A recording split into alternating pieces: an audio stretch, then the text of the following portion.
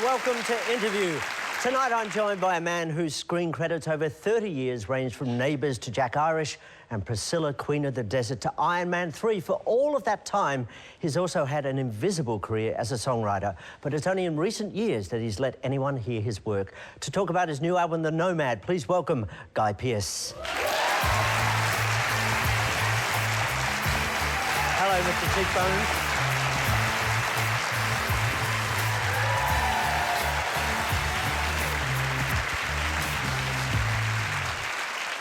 Welcome. We'll come back to the album. I want to talk a bit about acting. You love the joy of transforming into other people. What is that joy? Can you explain it? Well, it's an escape as well as on some level. It's also this feeling of understanding, I suppose. When you land in a character, when you're sort of there and you really feel like you're kind of, you know, getting it right, for want of a better expression, there's something so satisfying about understanding that identity that you have. And I think that connects to, you know, for most of us growing up and not quite knowing how we identify ourselves, who we really are. And so there's something about acting, I think, that answers that to a degree. It's sort of like an experiment and stepping into someone else's shoes and going, wow, this feels really good. But then, of course, you step away and go, oh, but now I'm left with, you know, confused old me. So it's trying on other people's lives for size. Yeah, I mean, even the Dalai Lama says you've got to fake it till you make it. So, I mean, it's a sort of a... I never believed that guy. He's full of shit, isn't he? Yeah, he is. But I think if there's validity in acting, if there's any value and real validity in it, it is this ability to be able to step in somebody else's shoes and go, right, what does it feel like to be you? I mentioned in the introduction just some of the films you've done. It's an incredible range, you know, from Priscilla to Memento to The Proposition. What do your choices say about you? Well, I suppose that I have an eclectic interest in behaviour, and I mean, there are certainly scripts that I get and I look at and I think, well, it's an interesting story and it's kind of an interesting character, but I just don't feel like I don't know how I could do this and feel like I'm really in it. So there are definitely things that I say no to. Have you said no to something you've looked back and thought, that was a bad call? The Matrix, maybe. Really? Yeah, although what became of that? Anything? Well... Exactly. Yeah, that's right. I mean, it wasn't a direct offer, so I shouldn't say that I said no to it, but they were keen and I had met with them and, you know... the Wachowski I brothers. just didn't understand it. I remember reading it going, I have no idea what this is about. And at the time, I was going through a bit of a difficult time where I really needed to sort of... It just felt all a bit big and commercial and sort of sci-fi and wasn't really my thing, you know? Wait a minute. You speak as the star of one of the most indecipherable films of all time, Memento, which it doesn't matter which way you watch that film, backwards or forwards, it's all backwards as far as I'm concerned. But I sort of understood it, though. I sort of understood the emotional plight of that character. Fuck the audience. Yeah. You don't care if they understand it. No, it's completely self-indulgent. Right. Being an actor is completely selfish. I mean, I find it, for me, I mean, I'm very aware of the audience. Yeah.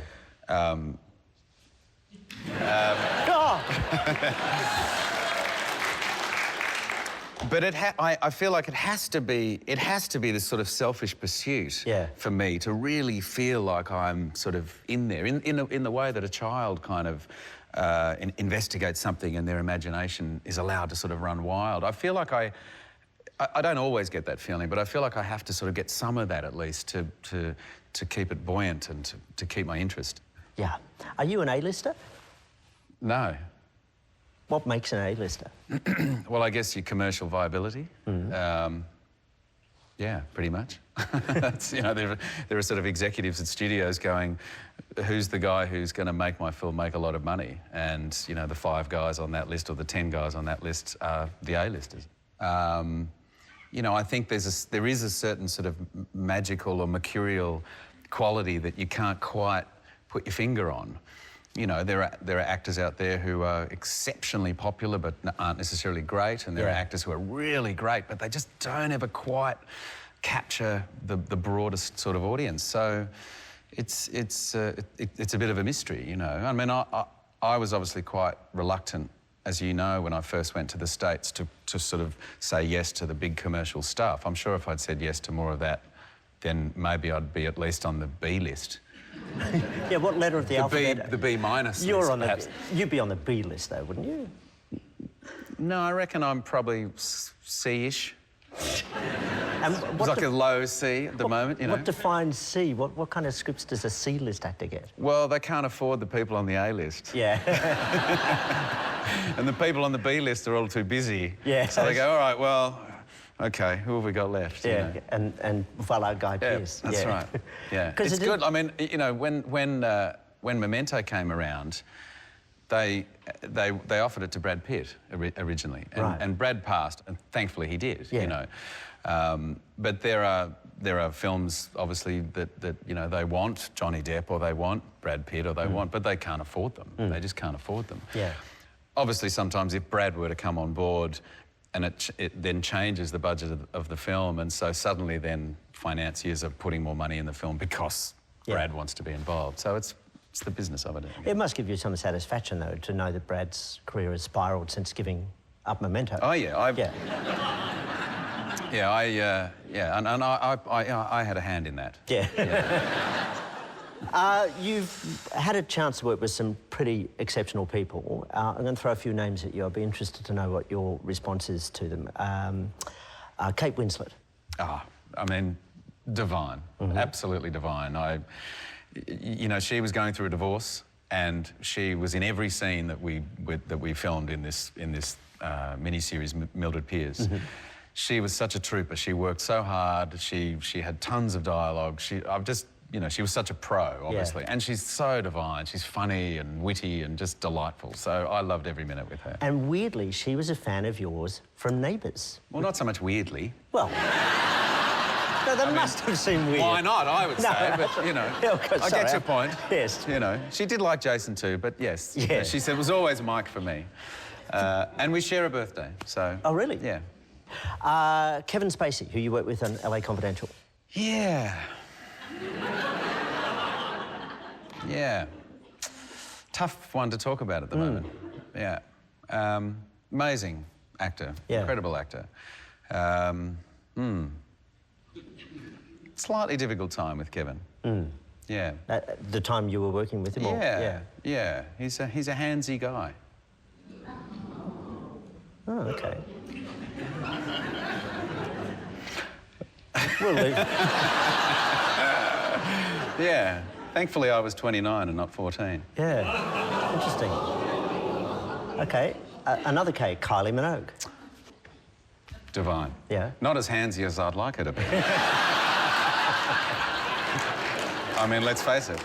Did you have a crush on her when you were working together in Neighbours? Because you were, what, 19?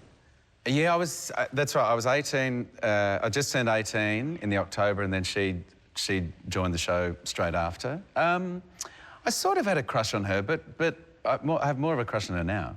Yeah. Yeah. You were at her 50th I was. only a few weeks ago. Yeah, hilarious. A Studio 54 themed party. That's right. Yeah. Oh, yeah, there we are. What was the night And I was like? looking very creepy with my... You actually look like it's a wrestling hold and you're trying to take a head off. I was playing Han van Meegeren, who's a Dutch art forger who has this very weird, creepy little moustache. And I had to go to work at about 5 the next morning, so I couldn't take the moustache off for the party, sadly. Right, so you decided to take your head off instead. Look, yes. that's right. Yes. Yeah. But you've both hit your the magic age of 50 at about the same time. Yeah, we're 100. You're 100 between you. Yeah. And then Jason turned 50 a few days later. So and he was at the party too. He was at the party. So did you have a moment where you reflected on being 50, or was it just, woo? He and I did more, yeah. I mean, I haven't had much of a chat with her since. She was a little busy on the night, yes. Obviously, with Rick Astley and people like that. Yeah, the whole party got rickrolled. We got rickrolled. Yeah. It was fantastic, Yeah. yeah. But James Rain doing Can't Get You Out of My Head was also pretty cool. Oh, really? Yeah, an acoustic version of that. That was great. Cool. Yeah, so it was a really fantastic night. And, you know, it was actually, what was lovely was that Jason and Kylie and I got to sort of meet up all together. You know, it had been a long time since the three of us had been together. So, yeah. So it was fun. You've always been brilliantly candid about yourself and your career. And back, well, in the early 2000s, you kind of got pretty angry with Hollywood, and you talked about one film, Ravenous, where you said, I discovered what a prick I could be. Yeah. What kind of a prick can you be? Well, a guilty one. You know, I'm very remorseful afterwards, but yeah, I was horrible during that time, and they were horrible as well, and I was just as horrible back. You know, I realised that I suppose like all of us, you know, if somebody does the wrong thing by you, you stand up to them, you know. Yeah. But the way I handled it back then wasn't particularly pleasant, you know. Which was sort how? of, well, you know, literally yelling at a producer in their face because I knew this producer had told a lie about something. Right. And I just said, if you don't... And she said, how dare you call me a liar? And I said, well, if you don't want to be called a fucking liar, then don't fucking tell lies. You know, sort of really yelling in someone's face. Awful, awful stuff, you know. But I think we all, you know, we all get angry and we all look back at it and kind of go, like that. Well, I'm a lot better now at sort of deflecting or being a little cleverer about how I, you know... So I'm a cleverer prick than I used to be. You, around that time, or after that time, you famously went home for a couple of years, shut the door, and basically smoked bongs. What were the insights out of that time for you? Just to correct you, I couldn't smoke bongs. It was way too much for me. Oh, right. Joints? Joints. Okay, yeah, that's sorry. right. Yeah, Yes. I didn't quite have the constitution for a bong. Yes, kids get very clear at home what we're talking about. That's right. Yes. That's right. Yes. Sorry, what did you say? What led me to that? No, what were the insights from that time? I just realised at that time that I needed to sort of step back from the industry and I needed to have a big think about it and at least feel like I understood, try and understand why I was doing it. I felt that I had this career based on the decision of an 8-year-old, of a kid who sort of, you know, just took opportunity after opportunity, and before I knew it, I was 30, and kind of going, hang on a sec, what is the validity here? What's the value of it? Why am I doing this? And sort of struggling with fame and Hollywood, and realised I was just running on empty. So I was getting really sort of grumpy and I was turning to smoking more, and I just sort of went, everything has to... And that was part of why I was horrible in '98 on Ravenous. And so by sort of 2000, I just went, I have to sort of step away and have a bit of a think about this, because I'm clearly not a very nice person at the moment. I'm going to show a clip, the one clip from your album, The Nomad. This is the title track. The nomad knows the need to roam in the acreage over Avalon. Gods appear and winds transpire when engines howl.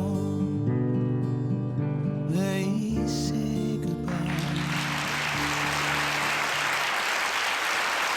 The Entourage. Thank you. Now, this album came out of your divorce from Kate, who'd been your wife for 18 years, your childhood sweetheart, and a woman you described as the woman who grounded you. What happened to your marriage? It's funny, you know, I've spent the last couple of years making very sure I sort of protect Kate in all of this, and not really saying what happened, and particularly not saying that that it was her decision to end our marriage, and to protect her in a way. But I've realised, and a friend of ours recently pointed out that I'm actually not doing her any favours by doing this. I mean, aside from the fact that I have people coming up to me saying, you're a bastard for having an affair with Carice and getting her pregnant and then leaving your wife, and I'm going, that's so not what happened. You know? So aside from that, I'm actually really proud of Kate for what she did.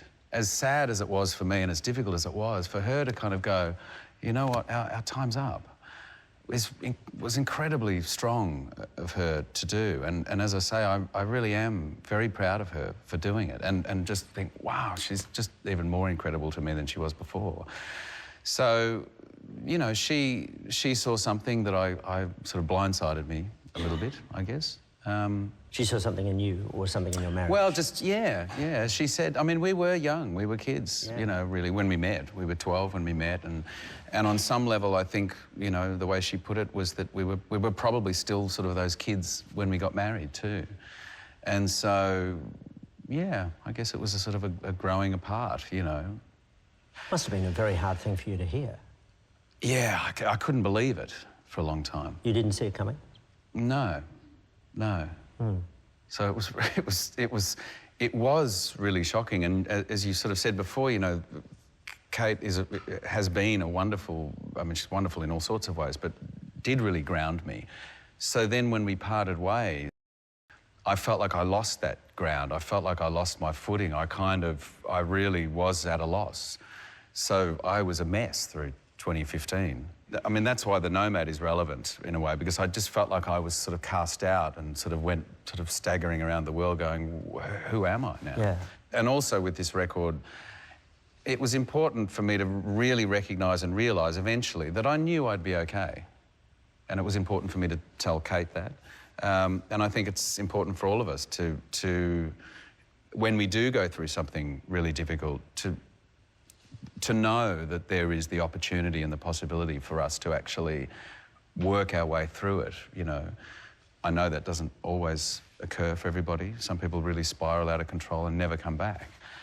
And I get that as well. Well, you to a small extent did. I mean, you talked about a moment in Berlin where you contemplated just walking into the traffic. Did you genuinely feel suicidal? I was drinking a lot, so I wasn't contemplating suicide, to be honest. I knew that wasn't who I was. But I thought, well, if I get drunk enough and I stagger out onto that road, then see what happens, you know? So it was more a death wish, I think, than honestly contemplating suicide. Right. Strangely, I actually just recently nearly got hit by a car, and in fact I did get hit by the car. Really, I stupidly was crossing a road and I saw a car coming the other way, and I waited for that car to pass the other way, and I ran out, and there was a car coming this way that I hadn't seen, and I hit the side of it. Oh. And it really freaked me out. Like I ran into the side of it as it was driving past, and it's actually really sort of shocked me a bit that I did that I stupidly, because I hadn't seen it coming.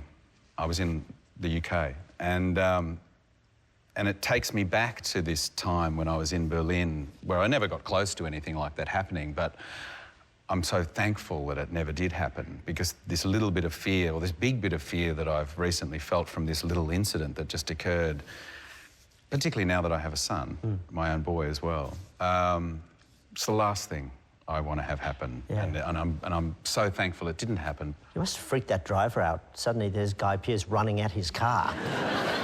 My car was hit by Guy Pearce. Try explaining that.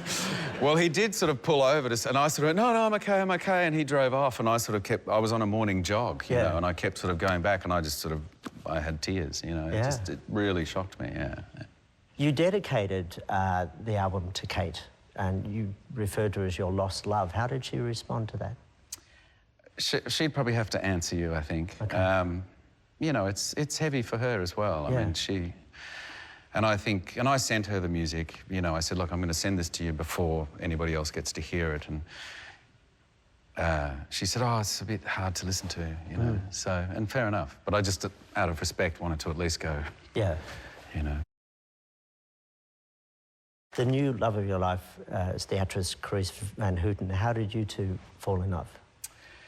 Well, you know, quickly and messily in this sort of messy 2015 that I was experiencing. So it all sort of came about in a rather kind of ramshackle kind of way, and before we knew it, we were having a baby. Yeah. So it hasn't been overly practical. I mean, to have a child with somebody who lives on the other side of the world is not a very practical decision anyway. But we sort of crashed into each other in a way. And I did say to her when I met her, so Kate and I split in the January, and then I met Carice in the June or July.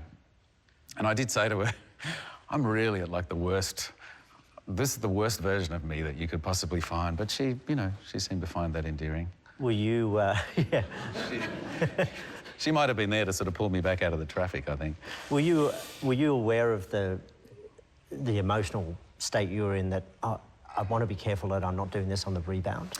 Oh, yeah, and we talked about that, Yeah. you know, but still, I did it. Yeah. You know. Yeah, and I think that in a way, we started an affair which was wonderful, you know.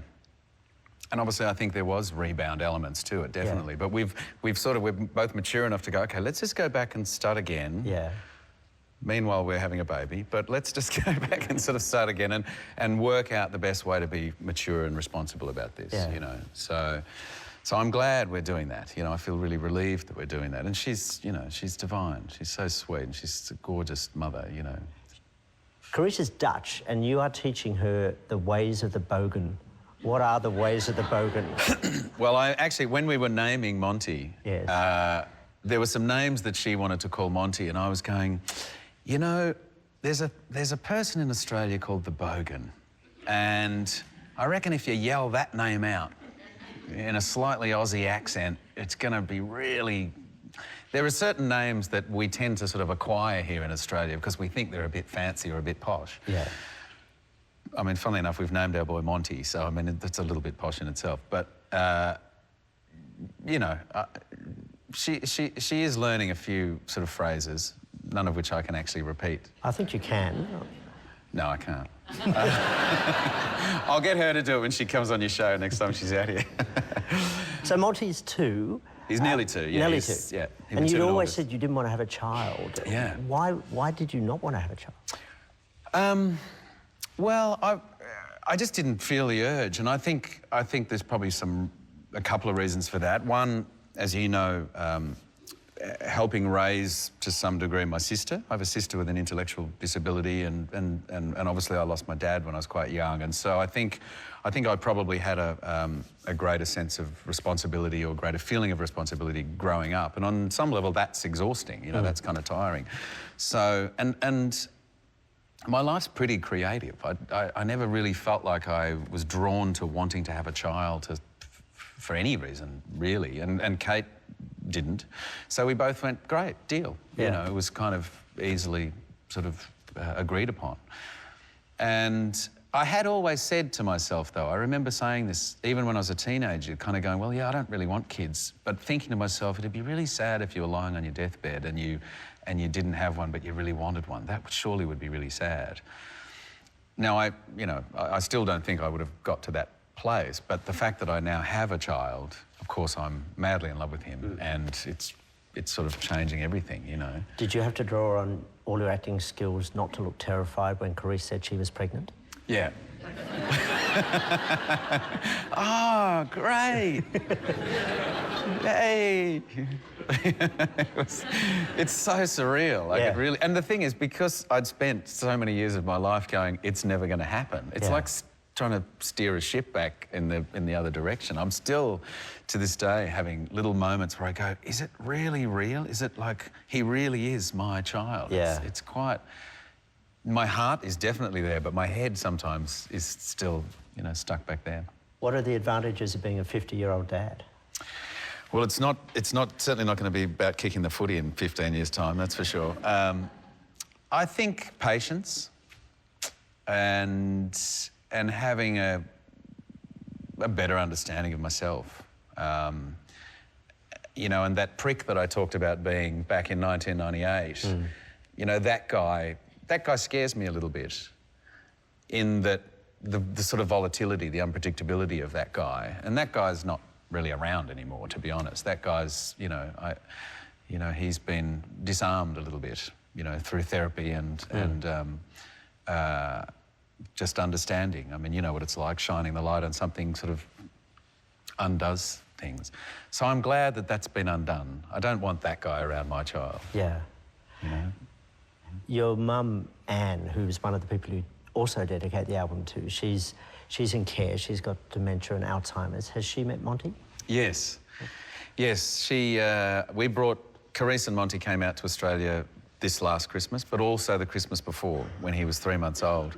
And we went down to the nursing home and took Monty to see Mum. And, you know, Mum was kind of away with the pixies then too, but certainly not as much as she is now. And she was sort of chatting away and sort of holding his foot. You know, we were sort of sitting there on the couch and saying, Mum, this is, you know, your grandson, Monty. And she was holding his foot and stroking his foot, and she went, oh, I've always loved cats. it was really funny, but it was also really divine. I remember talking to my counsellor about it, and she said, well, it's true, she always has loved cats, you know. But she probably knew very well that she was holding a child, but just those sort of connectors, you know. That must have been a poignant moment for you as well. Very important, yeah, for Mum to meet Monty and vice versa, and also for my sister to meet Monty as well. I mean, how's Tracy with Monty? Well, I mean, she's been saying for 30 years, you can have a baby, you can have a baby, you can have a baby. No, Trace, it's never going to happen. It's never going to happen, I'm sorry. Guess what, Trace? I'm having a baby. Yay! It's like she knew something that I didn't know. Yeah. So she's... I mean, it's all worth it just for her reaction. You also dedicated the album to your dad, Stuart, who died when you were 8. And you wrote, amongst other things, I forgive you. Forgive him for what? Leaving. Why forgive? I think... Because I think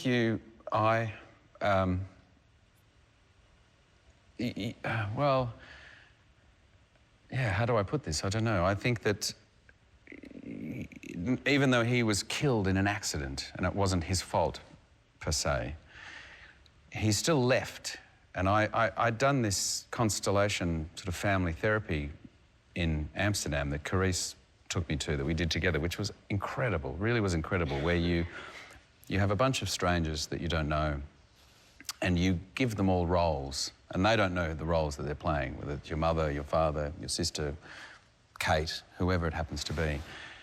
And they start sort of moving around the room in different ways. And before we even started, the guy that had been allocated to play my father went to the corner of the room and just burst into tears. And it's going to make me cry.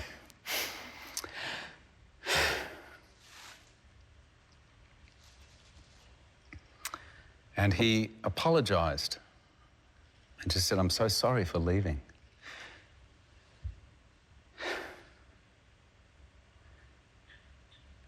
And it hadn't ever really occurred to me that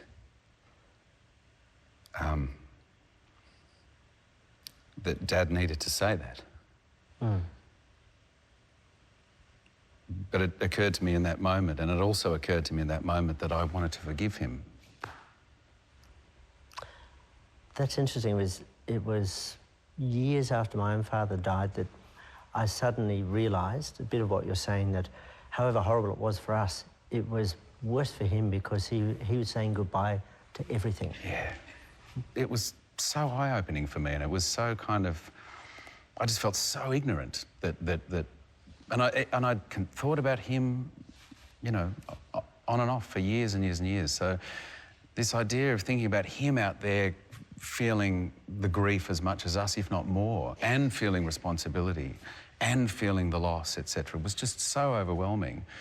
So it was really important for me to, I mean, obviously I said it in the record, and the record references Dad's aircraft, and obviously the song, the Nomad, references the aircraft and losing him, etc. But it just felt really important to be able to say, I do forgive you for leaving. So, yeah. I wonder if that explains some of your anger when you were a younger man, that the way you felt about your father but didn't realise that's how you felt. Quite possibly, yeah. It may explain some of your anger, or you may just have been a colossal prick. I mean, it's really either or. Too much chocolate, I think. Too much sugar, yeah. That's a free consultation, by the way. Thanks very much, by the way. Look, I wish you well with it. You showed me a picture of Monty before the show. He's just the most exquisite-looking child. Well done. Thank you. Guy Pearce, thank you so much. Thank you, Andrew.